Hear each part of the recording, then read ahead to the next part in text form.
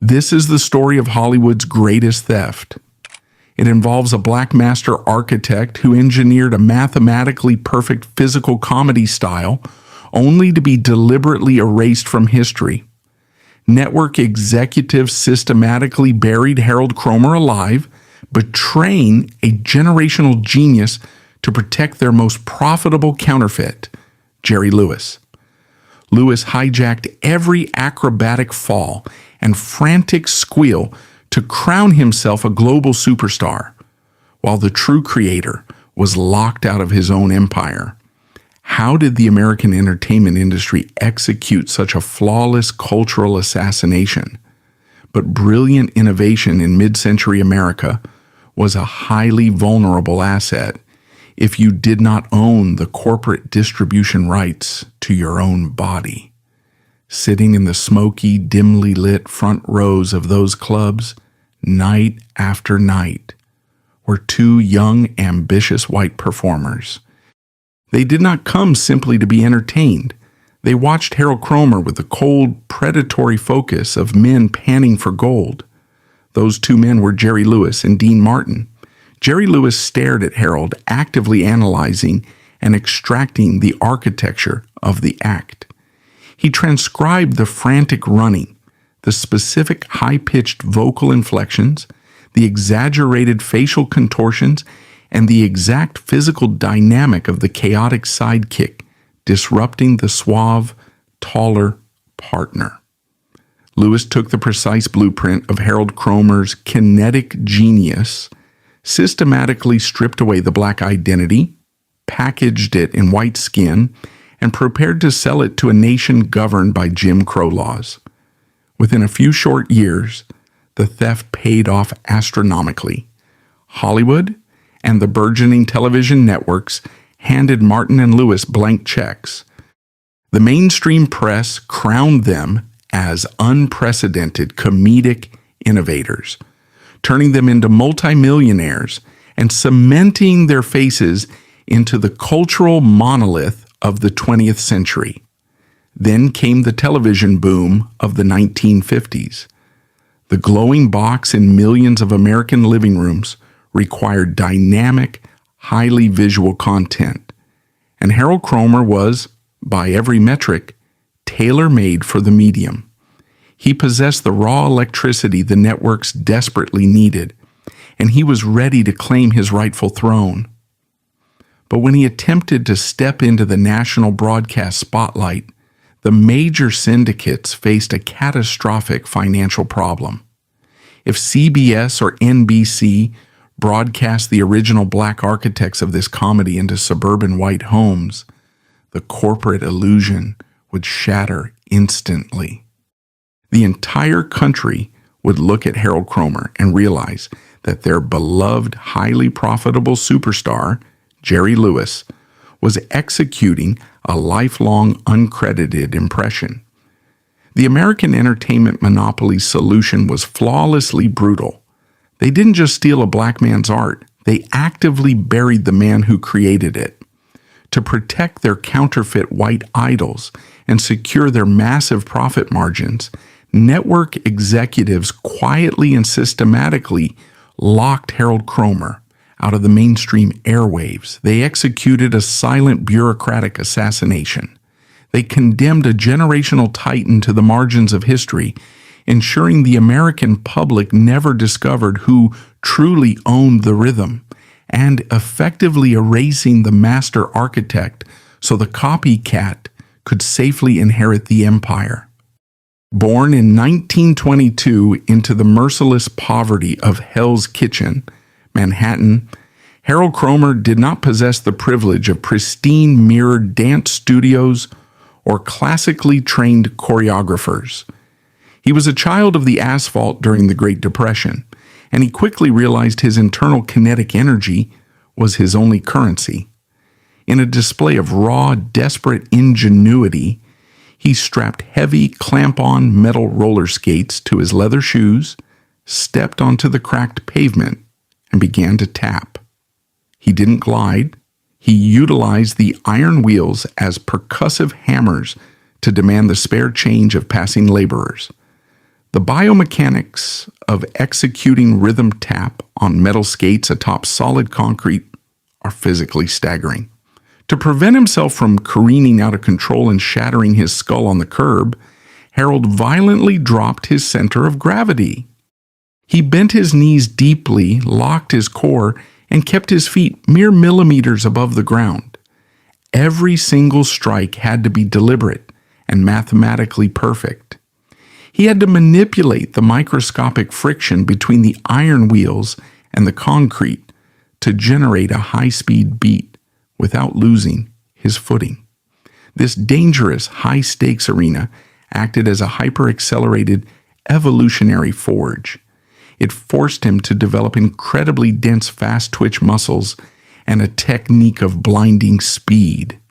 He completely bypassed the polite visual aesthetics of traditional dance, engineering a deep metallic heavy artillery rhythm. Furthermore, he was not performing a recital for a seated audience. To make hardened men stop and pay, he had to dominate the physical space entirely. He learned to pitch his voice into a frantic register over the noise of the city and throw his body into calculated comedic tumbles executed with surgical precision. If he hesitated, if his rhythm faltered for a fraction of a second, the crowd walked past and he went home hungry. The concrete crucible of his childhood weaponized his anatomy, fusing physical comedy and heavy-footed rhythm tap into a single, inseparable survival mechanism, the exact mechanism that the American entertainment industry would later steal and rebrand as white genius. By 1939, Harold Cromer's blistering rhythm tap briefly secured him a role on Broadway, but he quickly hit a reinforced glass ceiling.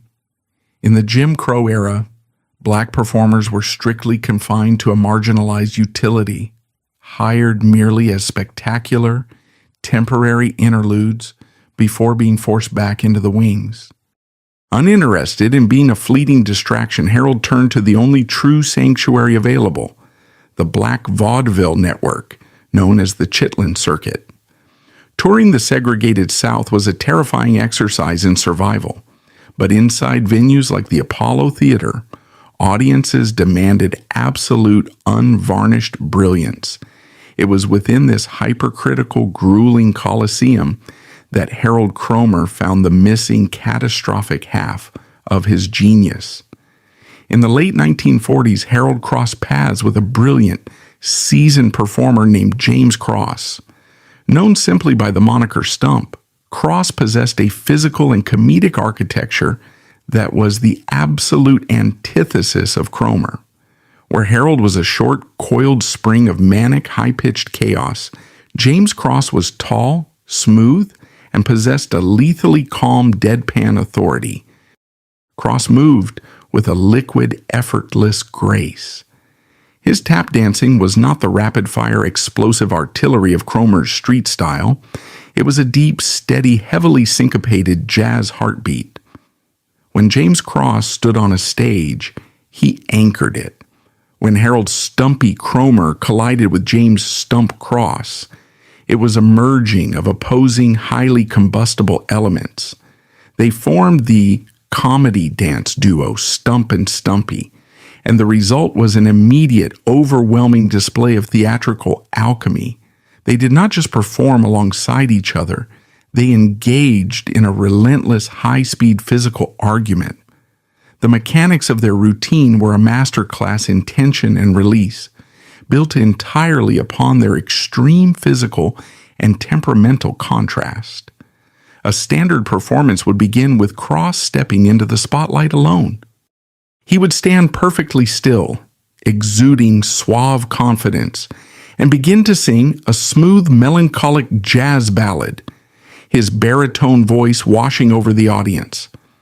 Just as the crowd settled into the groove, the acoustic environment would be violently shattered.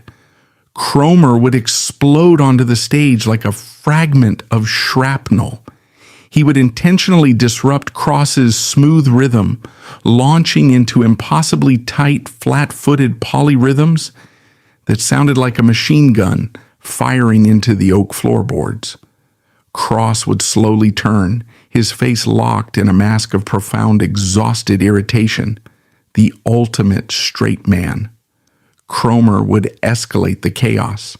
He pitched his voice into a frantic, squealing register, delivering rapid-fire, self-deprecating insults and razor-sharp observational humor. Then came the physical devastation. Cromer utilized the acrobatics he had perfected on the concrete of Hell's Kitchen. He would execute flawless, high-velocity flips, contort his body midair, and crash to the floor in what appeared to be a catastrophic, bone-breaking accident. The audience would gasp, only to watch Cromer instantly bounce back to his feet, landing squarely on the downbeat of the orchestra, completely unbothered. It was a terrifying display of physical control masked as sheer lunacy. If the timing of their interaction was off by a fraction of a second, the joke died, the rhythm derailed, and the illusion of effortless chaos evaporated. But Stump and Stumpy operated with the precision of a Swiss watch. They seamlessly traded rhythmic phrases, finishing each other's physical sentences. They were executing complex polyrhythmic mathematics at blinding speeds, while simultaneously delivering a flawless comedic narrative.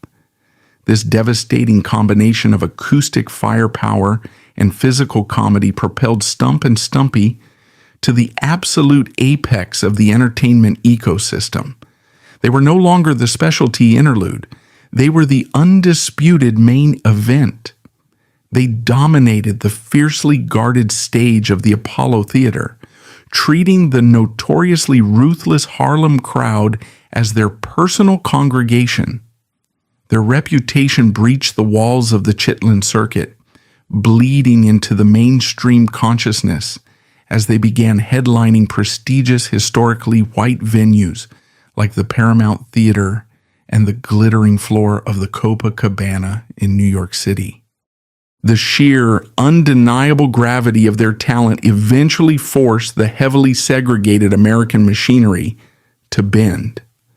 In 1955, Las Vegas was an expanding, lucrative desert empire strictly governed by the unwritten laws of Jim Crow.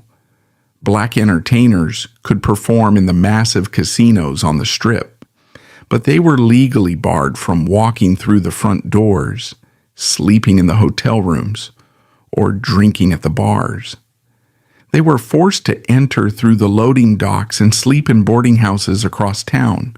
But when the Moulin Rouge opened its doors as the first fully integrated hotel and casino in Las Vegas history, Stump and Stumpy were explicitly chosen to anchor the marquee. They shared the backstage quarters and the spotlight with jazz royalty, Count Basie, Billie Holiday, and Duke Ellington. Inside the Moulin Rouge, the racial calculus of America was temporarily suspended. High-rolling white millionaires, Hollywood elites, and black audiences sat shoulder to shoulder, watching Harold Cromer defy gravity and James Cross anchor the rhythm. For a brief, staggering period in the 1950s, Harold Cromer stood at the absolute zenith of his profession. He had survived the concrete of Hell's Kitchen, shattered the limitations of the vaudeville circuit, and forced his way onto the most lucrative stages in the world simply by being too brilliant to ignore. He had built a flawless comedic and rhythmic engine, but he was about to discover that in America, building the engine does not guarantee you the right to drive the car. The monumental scale of the impending cultural theft is deeply rooted in the sheer machinery of Cromer's genius. True power on a theatrical stage is rarely an accident of birth, and it is never a spontaneous explosion of uncalculated energy. The kind of absolute localized sovereignty that Cromer projected was the result of a rigorous, highly calculated and brutally unforgiving process of physical and acoustic engineering. He did not merely dance, he solved complex mathematical equations using the human anatomy in a pair of metal-plated shoes. In the mid-20th century, the white American mainstream was conditioned to view tap dance through the heavily sanitized, highly cinematic lens of Hollywood. The icons of this era, men like Fred Astaire and Gene Kelly, possessed undeniable talent, but their style was fundamentally engineered for visual pacification. The Hollywood aesthetic was built entirely on the illusion of weightlessness. The white cinematic dancer was supposed to float above the floorboards and executing sweeping, elegant, balletic movements that defied gravity. Their strikes against the floor were light, treble-heavy, and designed to function as a delicate, visually pleasing accent to sweeping orchestral arrangements. It was an acoustic and physical manifestation of effortless, unbothered leisure. Harold Cromer recognized that the illusion of weightlessness was a cinematic lie, and he flatly refused to tell it. True, undeniable kinetic power does not come from floating. It comes from a ruthless, absolute connection to the earth. Cromer operated in the unforgiving, hypercritical realm of the black vaudeville circuit, where the audience demanded raw, unadulterated reality. He utilized a punishing, highly sophisticated technique known as close-to-the-floor rhythm tap. He did not want to escape gravity. He wanted to harness it, weaponize it, and drive it directly into the floorboards. To execute this, he had to completely deconstruct the traditional posture of a stage dancer. He dropped his center of gravity significantly, bending his knees and locking his abdominal core into a stance of pure, muscular readiness. He utilized a heavy, thick-soled leather Oxford shoe, a mechanism of absolute stability that allowed him to strike with the unmitigated weight of his entire body. When Harold Cromer initiated a strike, he did not produce a light, feminine click. He generated a deep, resonant, bruising detonation. He kept his feet mere millimeters above the solid oak floorboards of the stage, intentionally minimizing the travel distance of his strikes to maximize the blinding speed of his percussive impact. The acoustic result of this technique was terrifying in its complexity and heavy in its authority. Cromer possessed an auditory supercomputer in his mind. He fired off rapid-fire 16th note variations, dropping the impossibly tight polyrhythms into the microscopic silent spaces between the downbeats of the jazz band. He manipulated kinetic friction with the precision of a surgeon, sliding, scraping, and striking the metal plates against the wood to create a dense, cascading wall of sound. He did not merely dance to the rhythm of the accompanying orchestra, he actively argued with it.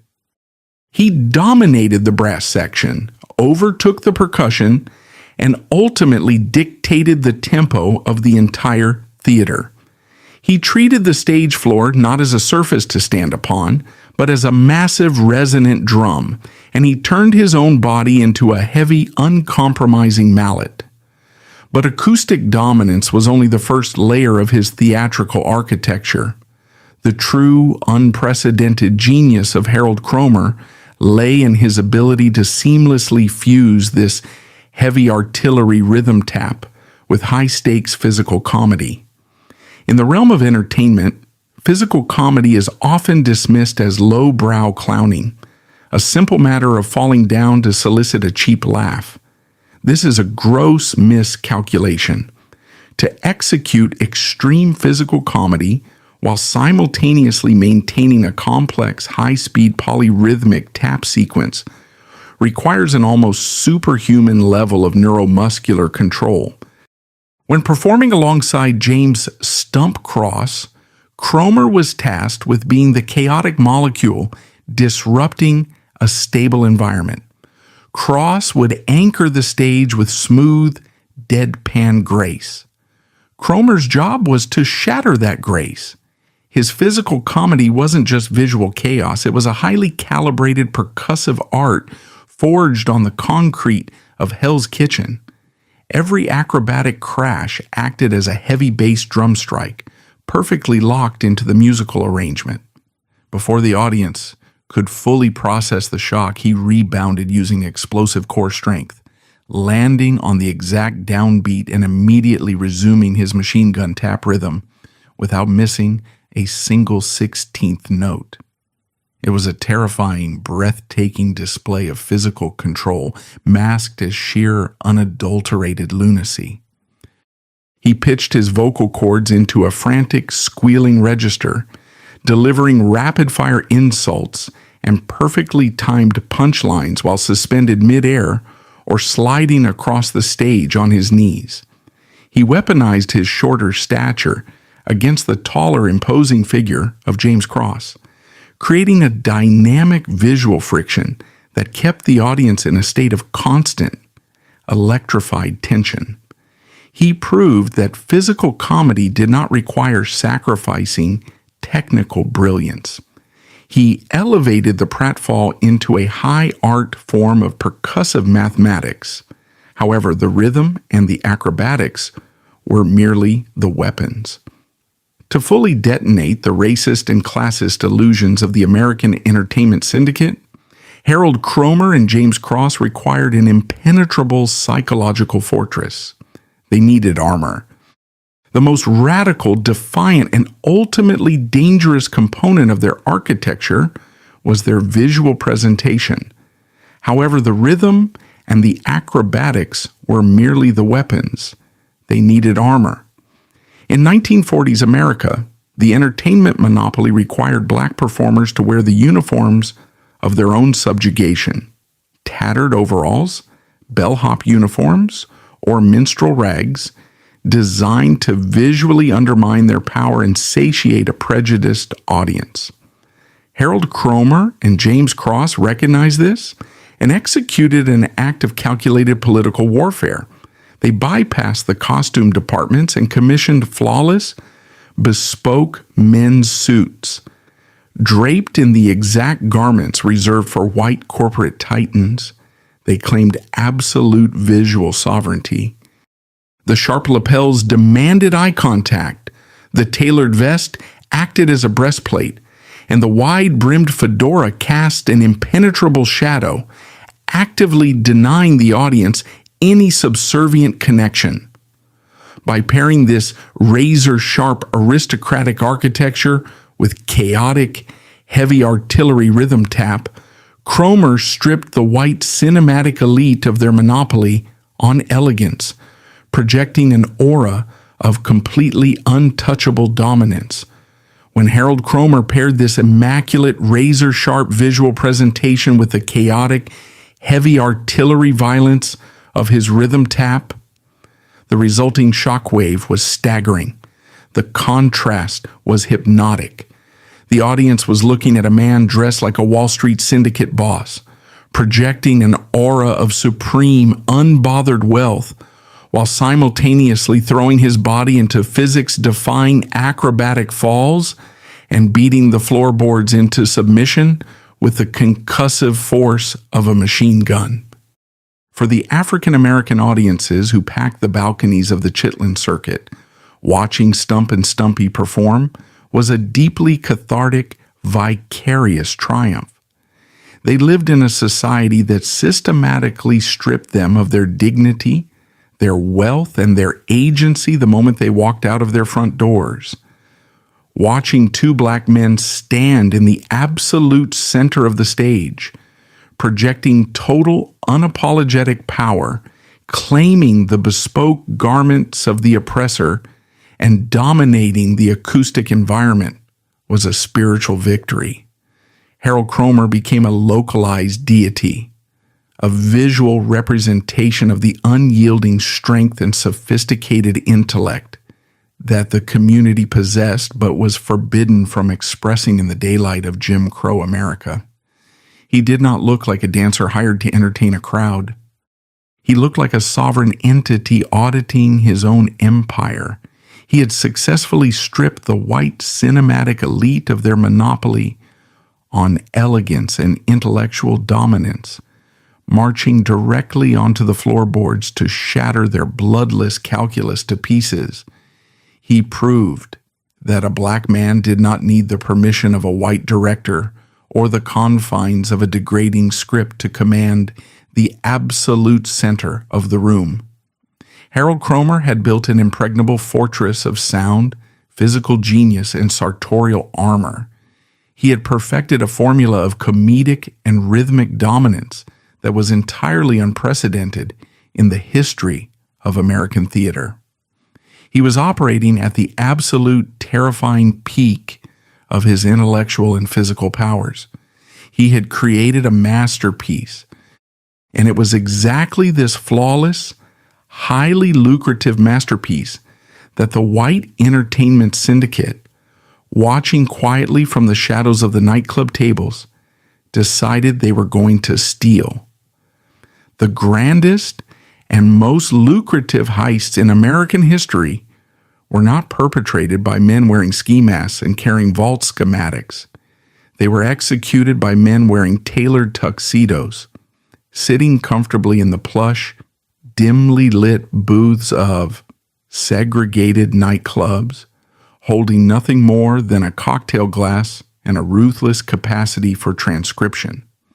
The theft of Harold Stumpy Cromer's intellectual property, his kinetic genius, and his very artistic identity is a chilling masterclass in systemic cultural laundering. It is the story of how the white American entertainment monopoly discovered a black masterpiece, dismantled it, scrubbed it of its origins, and sold it back to the world as an unprecedented white invention. The anatomy of this plagiarism traces directly back to the scene of the crime, the highly visible, fiercely competitive arena of the mid-1940s nightclub circuit. By this time, Stump and Stumpy had breached the walls of the black vaudeville circuit and were commanding the stages of integrated high-end venues like the Copacabana in New York and the 500 Club in Atlantic City. They were performing at the absolute zenith of their power, delivering a flawless, high-velocity fusion of rhythm tap, acrobatic devastation, and razor-sharp physical comedy. Sitting in the audience night after night, bathed in the soft glow of table lamps and cigarette smoke, were two young, relatively unknown white performers. Their names were Jerry Lewis and Dean Martin. Martin and Lewis were a newly formed act, desperately searching for a hook, a defining dynamic that would elevate them above the crowded landscape of mid-century crooners and slapstick comedians. They did not come to the Copacabana merely to be entertained by Harold Cromer and James Cross. They came to study. They watched the stage with the clinical predatory focus of corporate spies, analyzing a competitor's proprietary technology. They possess the distinct, terrifying advantage of the white gaze in a Jim Crow society, the ability to observe marginalized genius, extract its most valuable components, and walk out the front door knowing that the system would protect their theft. What Jerry Lewis and Dean Martin witnessed was a perfectly calibrated architectural marvel of comedy. They saw James Stump Cross, the tall, suave, deadpan straight man, anchoring the rhythm with smooth, unbothered baritone vocals. And they saw Harold Stumpy Cromer, the shorter, chaotic, high-pitched molecule of pure kinetic energy, violently disrupting that rhythm with mathematical precision. The theft that followed was not a matter of vague inspiration or unconscious influence. It was a forensic, item-by-item extraction. Jerry Lewis, the man who would soon be crowned by the global media as a comedic visionary, systematically dismantled Harold Cromer's persona and grafted it onto his own body. The extraction was forensic. First, Cromer had pioneered a highly specific, frantic, squealing vocal register, a strategic manipulation of pitch designed to cut through the heavy jazz orchestration and the ambient noise of massive theaters. Jerry Lewis adopted this exact high-pitched nasal squeal, utilizing it as his primary comedic weapon, a sound that would become his global trademark. Second, there was the physical dynamic of interruption. The core engine of the Stump and Stumpy act was Cromer's calculated sabotage of Cross's suave romantic ballads. Cromer would run across the stage, limbs flailing in apparent chaos, intentionally derailing the sophisticated atmosphere. Jerry Lewis lifted this exact interpersonal dynamic, replicating the precise staging, the timing, and the physical proximity of the interruptions against Dean Martin's smooth, crooning straight man. Third, and perhaps most egregiously, was the physical comedy itself. Cromer's acrobatic falls were not random stumbles. They were highly sophisticated, percussive strikes, born from the concrete of Hell's Kitchen. They required immense core strength and a profound understanding of kinetic friction. Jerry Lewis, possessing none of Cromer's world-class rhythm tap pedigree, adopted the frantic running, the exaggerated facial contortions, and the chaotic limbs akimbo tumbles.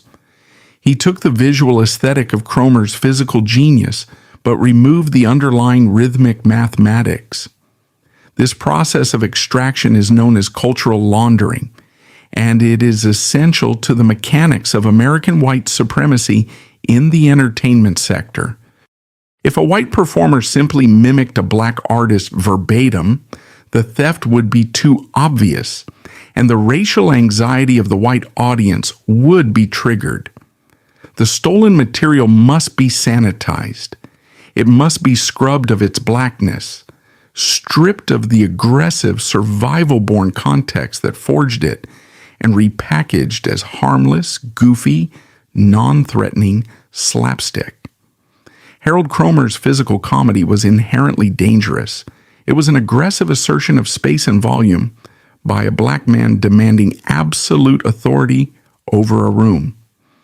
Jerry Lewis took that exact physical vocabulary and softened it into the frantic flailing of an overgrown infantile clown.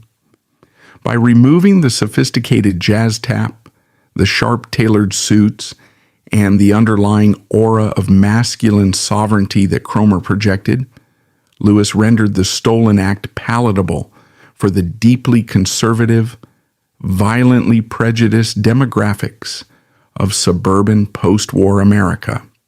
He provided the white public with the electrifying energy of black vaudeville without forcing them to acknowledge or respect the humanity of a black creator.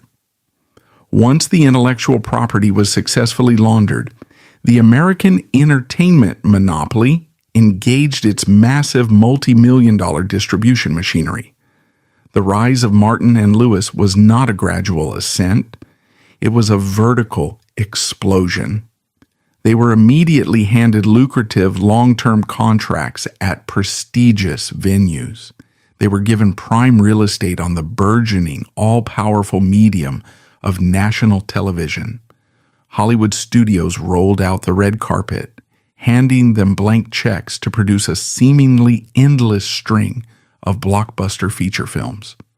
They became the highest-paid act in the history of show business, generating astronomical wealth and triggering a global cultural phenomenon. The complicity of the mainstream media in this heist was absolute and terrifying. The major newspapers, the powerful entertainment columnists, and the network broadcasters tripped over themselves to crown Jerry Lewis as an unprecedented genius. They published glowing multi-page editorials analyzing his unique brand of physical comedy. They lauded his inventive vocal inflections. They praised the revolutionary dynamic between him and Dean Martin, completely ignoring the fact that the true original architects of this revolution were currently performing the exact same routine in segregated theaters just a few miles away. The system did not just reward the thieves, it actively manufactured a mythological origin story for them, permanently cementing the lie into the historical record. The sheer psychological devastation of this theft was inescapable. Cromer possessed a towering, world-class intellect in his chosen field. He spent decades punishing his physical anatomy, bruising his knees, straining his vocal cords, perfecting the absolute mathematics of rhythm to build a flawless, unprecedented artistic engine.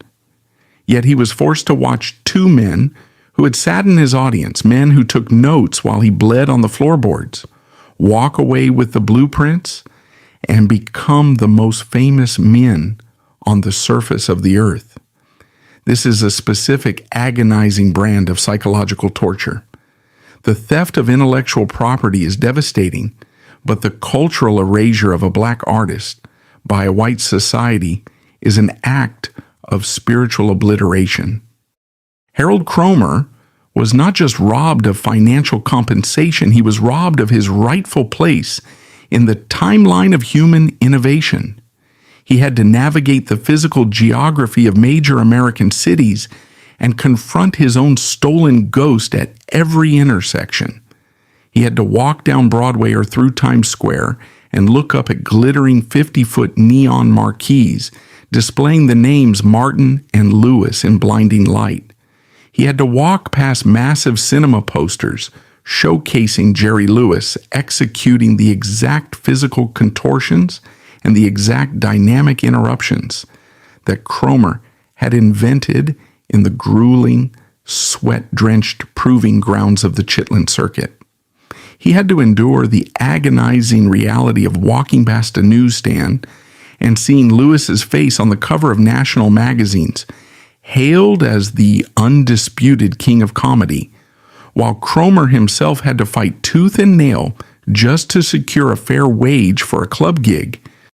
The silence required to survive this reality is a heavy, suffocating burden. Why did Harold Cromer not sue?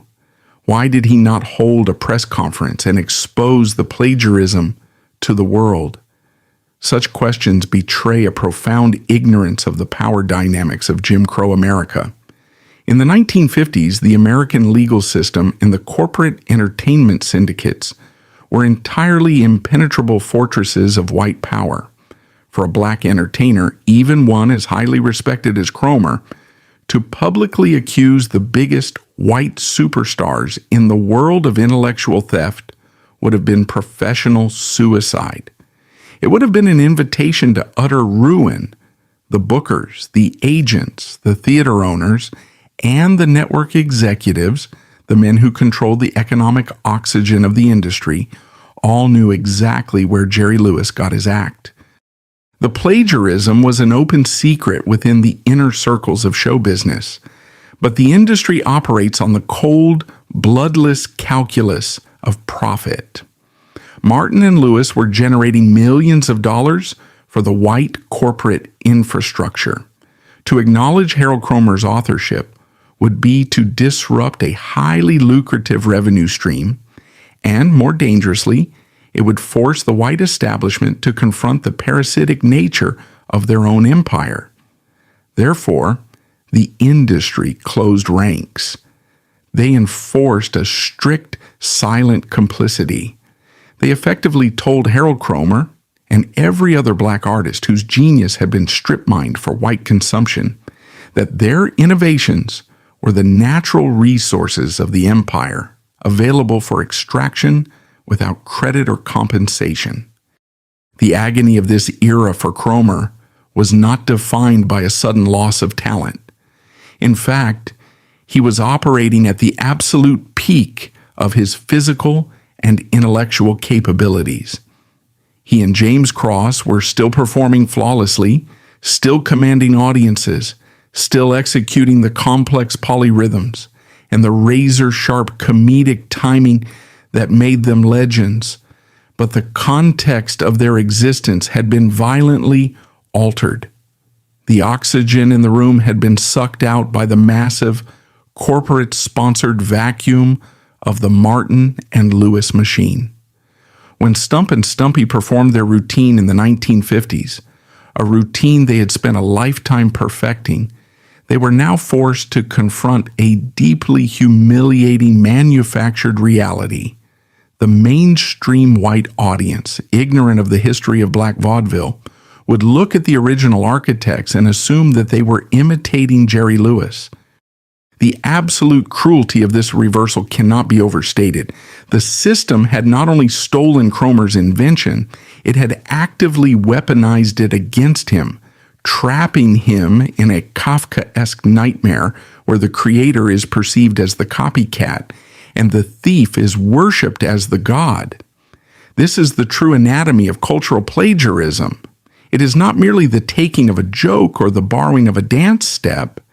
It is the systematic, industrialized extraction of a marginalized community's survival mechanisms, their joy and their genius, completely divorced from the human beings who bled to create them. Jerry Lewis took the frantic, explosive energy that Harold Cromer forged on the concrete of Hell's Kitchen to avoid starvation, and he turned it into a multi-million-dollar Hollywood franchise. He took the sophisticated defensive armor of the tailored suit and the aggressive rhythm tap that Cromer used to demand respect in a racist society, and he flattened it into clownish, highly profitable slapstick. And as the 1950s advanced, the corporate machinery that had facilitated this massive theft prepared to execute the final, most devastating phase of the operation. They had successfully stolen the blueprint and crowned the counterfeit king. Now, to permanently secure the lie and ensure that the American public never discovered the true source of the genius they were consuming, the television networks needed to build an impenetrable wall. They needed to ensure that Harold Stumpy Cromer, the original, undeniable master of the form, was completely, systematically, and permanently erased from the national broadcast consciousness. They were preparing to drop the guillotine. The arrival of the 1950s did not merely introduce a new piece of technology into the American home. It fundamentally rewired the entire architecture of global entertainment. The television set, a heavy glowing cathode ray tube encased in polished wood, became the absolute, undisputed center of American cultural gravity. Before this moment, the entertainment industry was geographically decentralized. A performer like Harold Stumpy Cromer could dominate the eastern seaboard, command the stage at the Apollo Theater, and generate an independent, localized fortune without ever needing the approval of a Hollywood film studio. The power resided on the floorboards, in the immediate visceral connection between the artist and the live audience. But television violently centralized this power.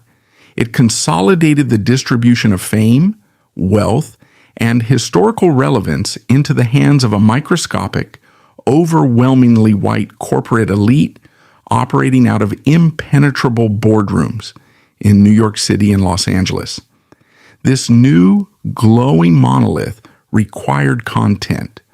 It possessed an insatiable appetite for dynamic, highly visual, fast-paced entertainment capable of holding the attention of millions of viewers simultaneously. By every conceivable artistic and technical metric, Harold Cromer was the ultimate weapon for this new medium.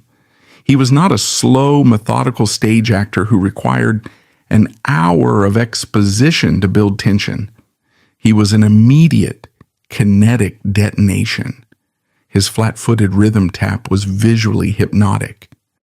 His acrobatic physical comedy, the terrifying high-velocity falls, and the split-second recoveries, was perfectly scaled for the restrictive, tight framing of early television cameras.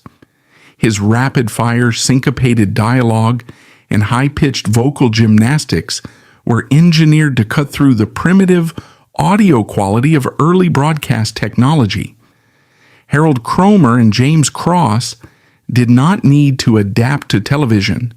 They were already operating at a speed and a frequency that the medium desperately required.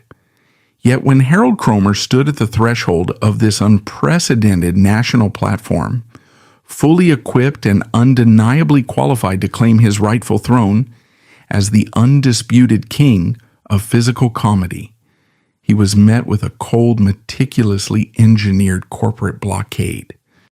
The men who controlled the three major broadcasting syndicates, CBS, NBC, and ABC, were not ignorant of his talent. They were not blind to the devastating acoustic and visual power of Stump and Stumpy. In fact, their intimate, hyper-aware knowledge of Cromer's absolute genius was precisely the reason they decided to destroy him. The network executives were facing a catastrophic, multi-million-dollar vulnerability.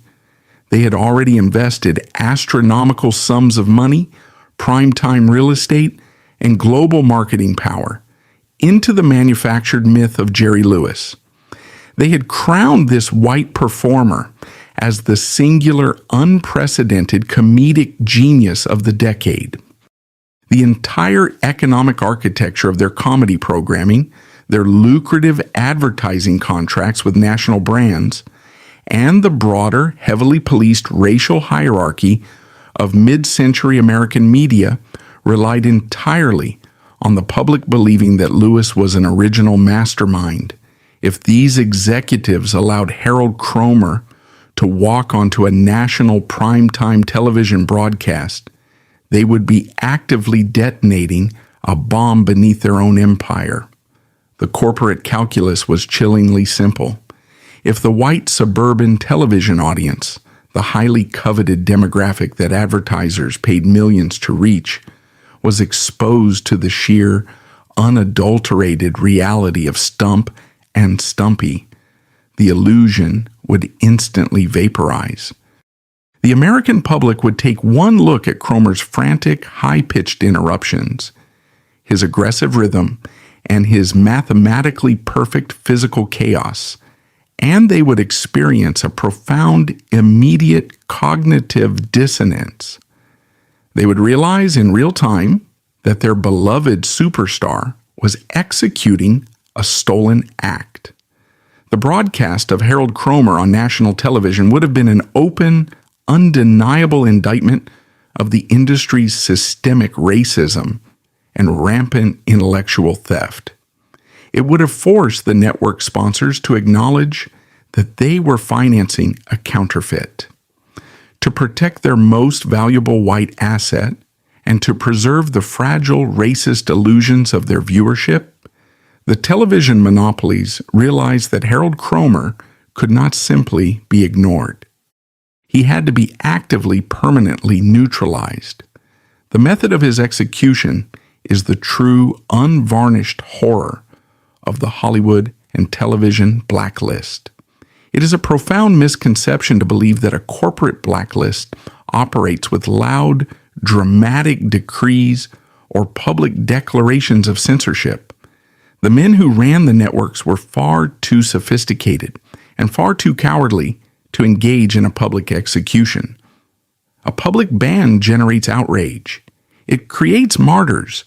It draws investigative journalists to the scene of the crime, and it forces the public to ask dangerous questions. The broadcast syndicates did not want to assassinate Harold Cromer in the town square. They wanted to slowly suffocate him in an airtight, soundproof room. They deployed the most terrifying weapon in the corporate arsenal: systemic, weaponized apathy. The mechanics of this exclusion were executed with bloodless bureaucratic efficiency.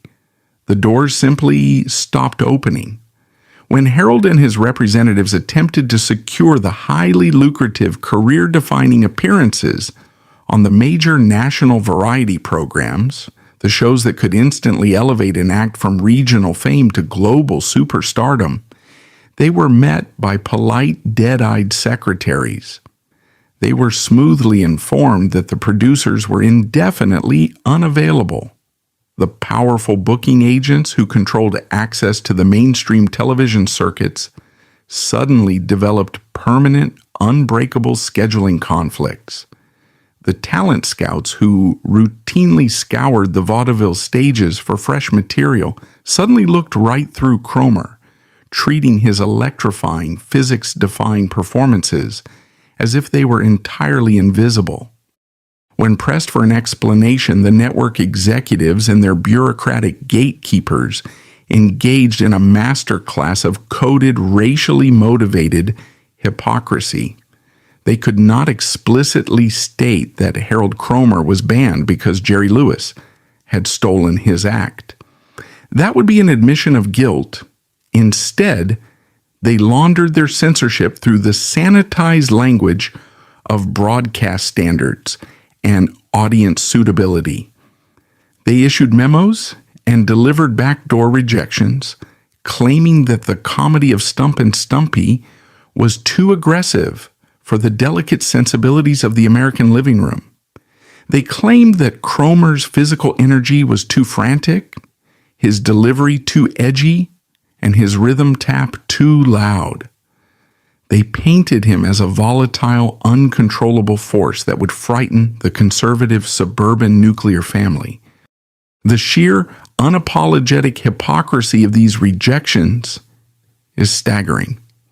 The network executives were actively weaponizing the exact same adjectives to ban Harold Cromer that they were using to praise Jerry Lewis. Lewis was generating millions of dollars for these exact same networks by being frantic, loud, and uncontrollable. The frantic energy was the product being sold. But when that exact same kinetic architecture was projected through the body of an African-American man in a tailored suit, projecting absolute masculine authority and refusing to submit to a subservient caricature, it was suddenly deemed a dangerous, broadcast-violating aggression. The industry demanded that black performers on television remain docile, agreeable, and highly pacified.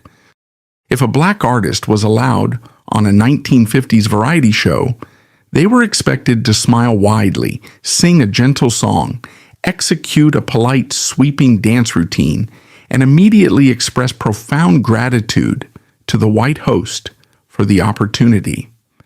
Harold Cromer was structurally incapable of this required submission. His entire artistic DNA, forged on the concrete of Hell's Kitchen to demand respect from hardened laborers, was an aggressive, unapologetic assertion of space and volume. He commanded the stage. He did not ask permission to occupy it. The television networks looked at his untouchable sovereignty, realized they could neither control it nor market it without exposing their own plagiarism, and simply erected a massive, impenetrable glass wall between him and the rest of the world. The psychological devastation inflicted by this invisible quarantine cannot be overstated.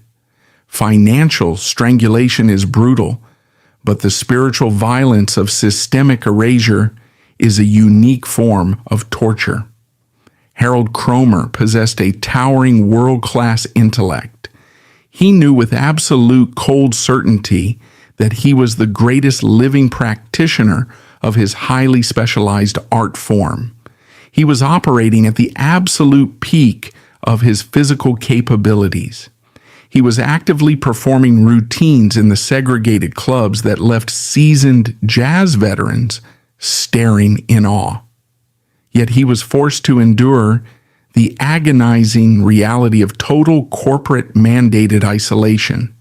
He was trapped in a terrifying paradox.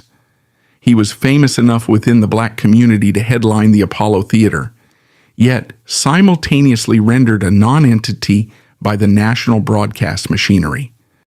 He had to sit in the cramped, damp dressing rooms of the Chitlin circuit, nursing the deep bone bruises and shattered cartilage that resulted from his heavy artillery rhythm tap, and listen to the faint crackling audio of a television set down the hall. He had to listen to the canned laughter of a studio audience roaring in approval as a white comedian on NBC executed his signature high-pitched vocal inflections, performed his exact acrobatic tumble, and cashed a check for more money than Cromer would see in a decade.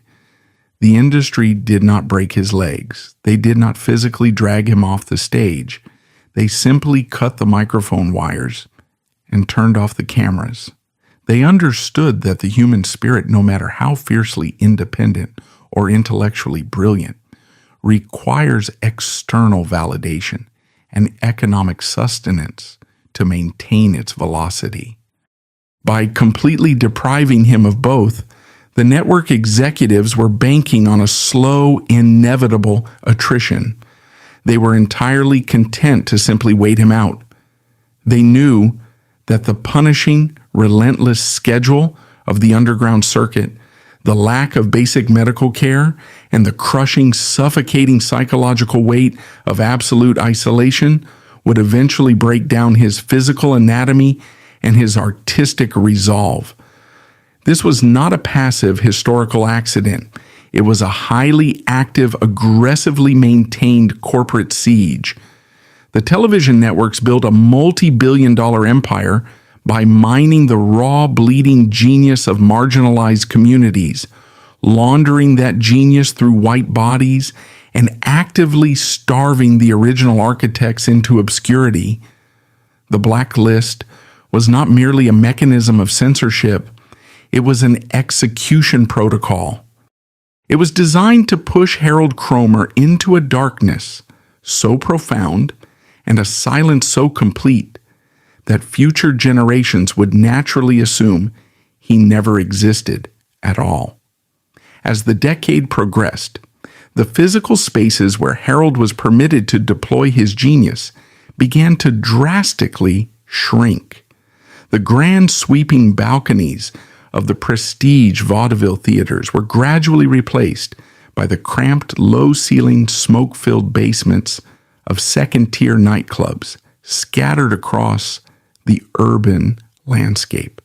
The grand illusion of the American meritocracy, the lie that supreme talent will inevitably rise to the top, was completely shattered.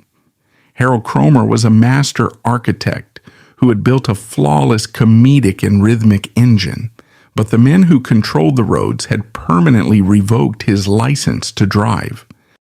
They locked him in the garage, turned off the lights, and left him to watch through a dirty window as the world celebrated the thieves who stole his car. When the vaudeville circuit collapsed and the television blacklist suffocated his mainstream opportunities, the corporate entertainment industry expected Harold Cromer to quietly vanish. He refused, pivoting to the chaotic new landscape of early rock and roll. He weaponized his vaudeville timing as a master of ceremonies, anchoring volatile stadium tours for artists like Chuck Berry. When tap dance entered a cultural winter, he executed a quiet insurgency by becoming a teacher. In the scuffed basements of New York City, he drilled students relentlessly on his punishing close-to-the-floor technique and delivered a critical download of stolen history. By injecting his unyielding DNA directly into the nervous system of the next generation, he ensured the thieves could not keep the architecture. The American entertainment monopoly assumed its secrets would rot safely in analog vaults, but the digital age shattered their control. When archive footage of Stump and Stumpy finally surfaced on YouTube, a global audience witnessed Harold Cromer execute the exact vocal squeals, acrobatic falls, and syncopated interruptions that had made a white man a multimillionaire. It was a retroactive, unassailable indictment of an entire industry. Passing away in 2013, Cromer accepted delayed industry apologies with the unyielding dignity of a man who always knew his absolute worth. He was a master architect forced to live as a ghost in the very house he built. But today, the racist illusion is shattered. His heavy, mathematically perfect footsteps have finally outlasted the empire that tried to erase him.